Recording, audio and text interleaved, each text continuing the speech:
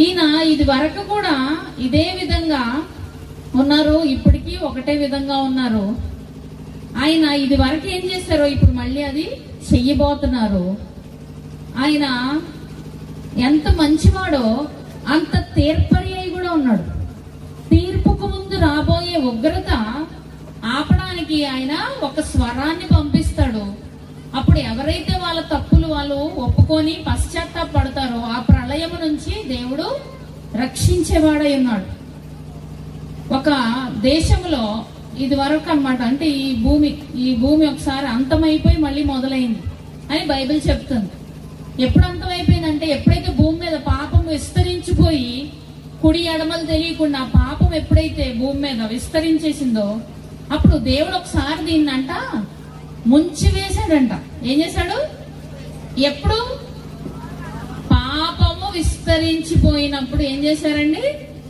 ముంచి వేశారు. ముంచక ముందు మాత్రం దేవుడు ఒక స్వరాన్ని పంపిస్తారు. అదేంటంటే నీ పాపాలకి పశ్చాత్తాపడు అనే స్వరాన్ని జీవితంలో మీ జీవితంలో ఖచ్చితంగా వచ్చి తీరుతుంది. ఆమేన్.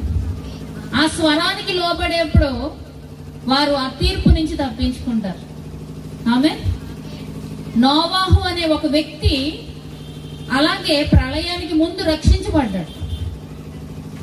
ఆ కుటుంబం మొత్తము ఎప్పుడైతే పశ్చాత్తాపడి నీతిగా దేవుని ఎదురుగా ఉన్నారో వారికి ఒక ఓడని సిద్ధపరిచారట. దేవుడు సిద్ధపరిచి ఇందులోకి నువ్వు వెళ్ళిపో, భూమిని నేను ముంచేయబోతున్నాను అని చెప్పి ఒక తరాన్ని కాపాడుకుంటూ వచ్చిన తర్వాత మళ్ళీ పాపం విస్తరించిందంటే కొన్ని సంవత్సరాలకి జనాలు నిండిపోయాక అప్పుడు అగ్నితో ప్రళయాన్ని తీసుకొచ్చారంట ఒక ఊరు మీదకి. ఆ పాపము ఎప్పుడైతే వాళ్ళు ఒప్పుకోకుండా ఉన్నారో అగ్ని గంధకాలు ఆ దేశం మీదకి వచ్చి వారు నాశనం అయిపోయారు. అలాగే ఈ దినములలో పాపం ఎంతమంది విస్తరించిపోయిందని నమ్ముతున్నారండి?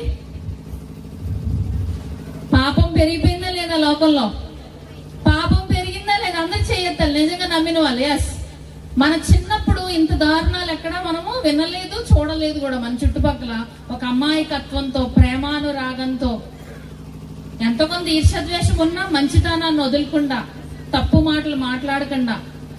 ఇప్పుడు ఏ పిల్లలు ఒక్కళ్ళ ఇంట్లో తల్లిదండ్రుల మాట వినరు, వాళ్ళు చెప్పిన పెళ్లిళ్ళు చేసుకోరు, వాళ్ళ బాధ్యతలు మోయరు. చూసారా?